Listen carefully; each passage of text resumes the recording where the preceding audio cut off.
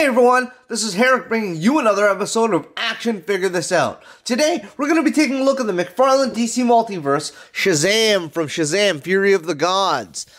Now, I picked this guy up at my local comic book shop, Heroes Comics in Canada. I got this figure, along with a few other G.I. Joes and Cobras to add to my collection. So before we get started, let's just take a quick look at the packaging. On the front, you're going to see the figure through the window, along with all the accessories. It comes with an extra pair of hands and some lightning effects. On the bottom, it says DC Multiverse. Underneath that, it says Shazam Fury of the Gods, and Shazam under that. On the side, you're going to see where this figure comes from. It says Shazam from Fury of the Gods. On the back, you're going to see an artist rendition of Shazam from the movie. And you're going to see the logo again at the bottom right corner. And lastly, here on the side, it says Shazam. For anybody who needs it, here's the barcode at the bottom of the box.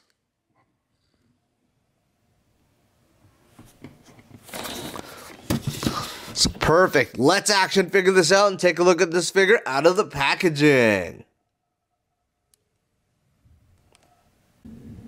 In his secret identity, he is known as William Joseph Billy Batson, a young boy who was chosen to be a champion of good by the wizard Shazam. Whenever Billy speaks the wizard's name, he is struck by a magic thunderbolt that transforms him into an adult superhero empowered with the abilities of 6 legendary figures. So, before we get started, let's just take a quick look at the height of this figure. So, in inches, Shazam stands at roughly around 7¼ inches. So, that roughly equates to something of around 18½ centimeters. So right away, I'm just going to say that I really like this look for his suit. This figure comes with quite a few accessories. It comes with an extra pair of hands. So you can have fist hands, or you can have open hands. And he comes with some lightning effects that you can put on his hands to make it look like he's shooting lightning out. The suit is a nice contrast to the Black Adam movie wave of figures. Now I can have them fighting each other and enact a scene we probably will never get. The red on this figure just pops. I really like the Shazam logo on his chest. It looks really, really nice. I like the sculpting in there. And the inner lightning bolt looks really nice as well. The medallions on the side look really great. They're really well detailed. And you can almost see like a lion's head in the medallion. The face sculpt looks a lot like Zachary Levi, which is nice. It's very detailed. Now, I like how the suit has a slight design all over the body. The gauntlets and shin guards are really well detailed. They are gold with silver highlights, as you can see. So his gauntlets and his shin guards. Gold with silver highlights. So that looks really nice. The cape looks nice as well. I like how they added a touch of gold around the edges of the cape to make it look more like the comic counterpart, which I love that they did. And now I wish the DC Rebirth had the gold on the cape. That would be good. Now, overall, this figure is really great, and I'm glad that I got a chance to pick him up. The gold on his belt, gauntlets, and shin guards are a nice shade of gold that help the figure pop. I'm loving this look for Shazam and can't wait for the movie to come out. So as you can see, the face sculpt looks a lot like Zachary Levi. It's really well detailed. The hair is immaculate.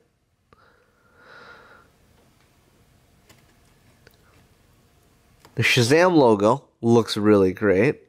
I like how there's like these lines going around the edges to make it look like it's beveled. So that's nice. And as you can see, the medallions have something like a lion's head on it. So that's really decent. And if you look closely, there is a slight design sculpted all over the body. You get a bit of dark red on the sides, right here, on the side of his torso, running down to his leg. A darker shade of red. So that's pretty decent. And another thing McFarlane has upgraded are the ball joints, wrists, and ankles. Now they're sculpted ball joints, as you can see. It's sculpted and painted in the pattern of the rest of the gauntlet so that you don't get an ugly tennis ball for a wrist. So that's really decent. McFarlane did a really good job here. Alright, so now that we've taken a closer look at this figure, let's take a look at the articulation. So we're going to start off with the head. Alright. He has a dumbbell joint in his neck and head, giving you the ability to look up this far, look down this far. He could turn side to side, no problem. And he has a decent amount of tilt. That's a ridiculous amount, actually. So that's great. You can get him in some flying poses. With the back, when he arches back, you can get him in a flying pose, no problem. For his shoulders, he has a hinge with this rounded cap. So this is a ball hinge, giving you the ability to go all around rotation. He can go forward, he can go back.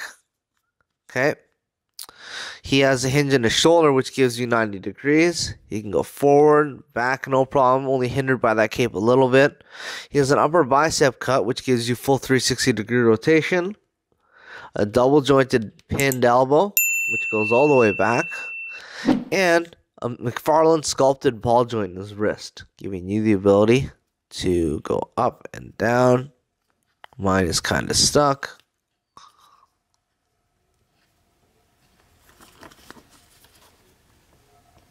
There we go.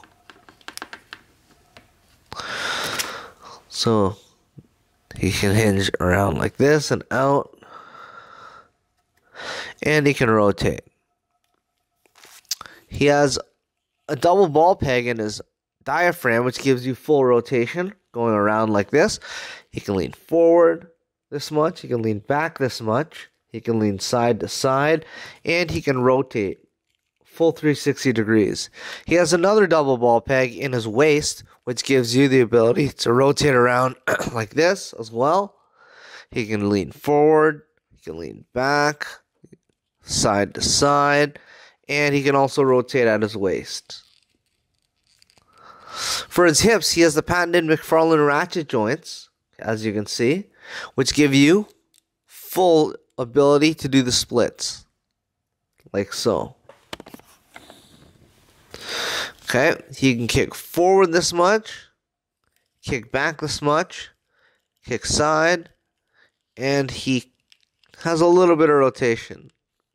He has a double jointed knee, which gives you the ability to kick all the way up. He can almost kick his ass, so that's decent. And he has a McFarlane sculpted ball joint in his ankle, which gives you the ability to bend back this far, bend forward this far, rotate, and yeah, he doesn't have a rocker. But he has toe articulation.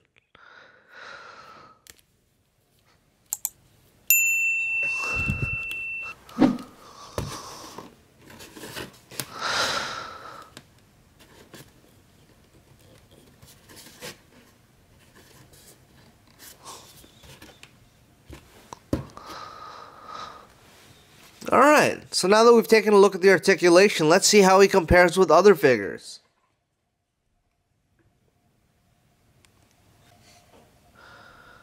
Alright, so first we're going to see how Shazam stands next to the movie Black Adam and the Page Puncher's Black Adam. Now this is a fight that I've been wanting to see. Both movie versions of Shazam and Black Adam together, fighting each other.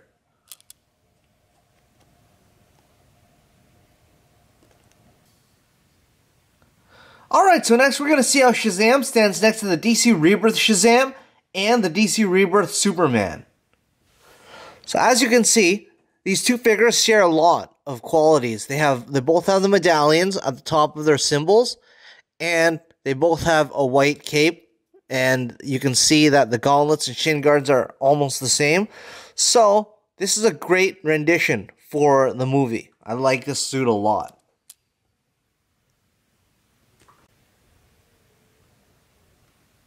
Alright, so next we're going to take a look and see how Shazam stands next to the Eradicator and the Page Puncher Superman.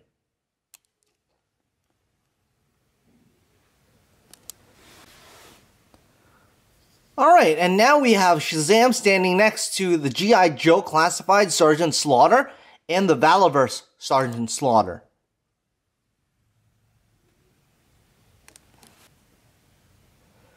Okay, next we have him standing next to a few ninjas. We have the G.I. Joe Classified Storm Shadow and Electra Nachios from the Daredevil Man Without Fear 3-pack.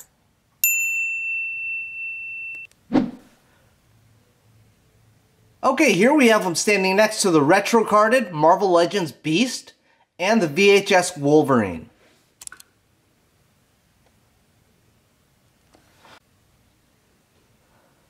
So, I think that's going to be about it for today. Thanks for joining me on another episode of Action Figure This Out, where we took a look at the McFarlane DC Multiverse Shazam from Shazam Fury of the Gods. Feel free to like, share, and subscribe if you'd like to see more reviews of your favorite action figures as well. Don't hesitate to leave a comment. We'd love to hear from you. What's your favorite person in the Shazam family? Again, this is Herrick from Action Figure This Out, signing off.